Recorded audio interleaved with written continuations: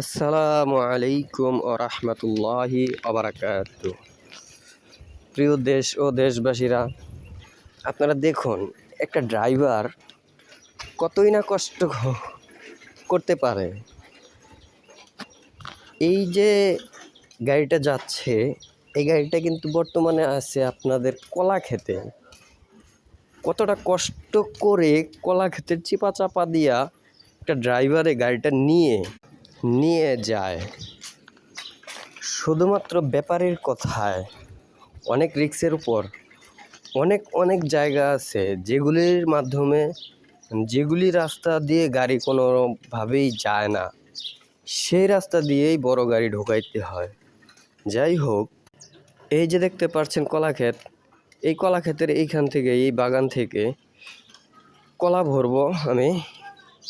এই যে কলা দেখতে পাচ্ছেন, এই কলাগুলো গাড়িতে ভরে সোজা নিয়ে যাব সিলেট শহরে।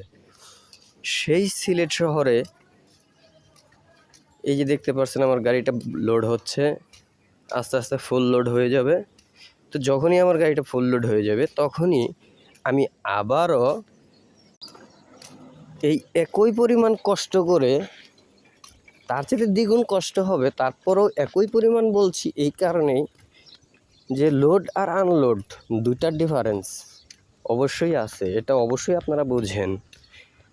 এই গাড়িটা নিয়ে এই রাস্তা দিয়ে লোড করে যাওয়াটা কতটা কষ্ট একমাত্র ড্রাইভারই ভালো জানে। আমার গাড়ি লোড করা শেষ, এখন আমি যাচ্ছি বাজারে। আমাদের ঐতিহ্যবাহী সেই নামকরা সাগরদিঘি বাজার, সে বাজারে যাচ্ছি। কলার বাগান থেকে কলা ভরে সেই বাগান থেকে বের হয়ে চলে যাচ্ছি। সেই কলা নিয়ে আবার চলে আসি এই সিলেট শহরে এসে আমরা কিন্তু এক বিন্দু পরিমাণও রাস্তায় ঘুমানোর মতো কোনো সুযোগ পাই না। তবু অনেক কষ্ট হলেও এই গাড়িটা নিয়ে ফজরের আগে, মানে 3টার সময় এই বাজারে থাকতেই হবে। কারণ এই বাজারটা শুরু হয় 3টা থেকে, রাত্রি 3টা থেকে শুরু হয়। ফজরের পরপরই বাজারটা প্রায় শেষের দিকে চলে আসে।